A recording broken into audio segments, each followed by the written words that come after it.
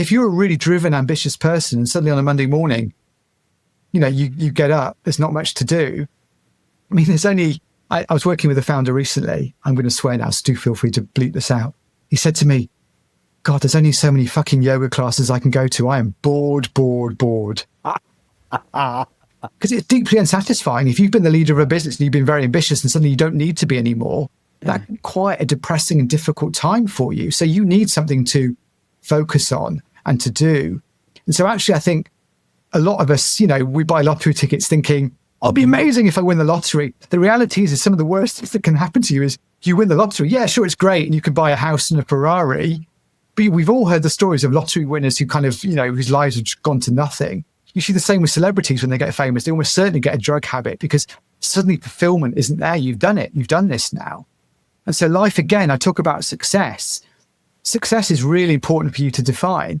So I talk about it with the people I work with. I was like, I'm like, what do you want? They want, I want success. And I was like, great. Okay. So if I was to come around to your house now and dump a wheelbarrow of success on your front lawn, what would it look like? And they're like, oh, money. Oh, it'd be money. I'm like, well, what else? Oh yeah, what else would it be? And as soon as you sort of shift the conversation away to what successful life looks like for you, because again, the money part is pretty straightforward, right? That's a big part of my coaching, is getting people to money. Often the biggest challenging part is really getting to success outside of that as well, right? Success in what you're doing. And so if I ask people what's in that wheelbarrow of success that I'm dumping on your front lawn, if you know what that is, then you can intentionally work towards it. If you don't know what that is, then it's really hard to know how to work towards it. You've got to, if you're throwing a dartboard, you've got to know what you're hitting. Yeah.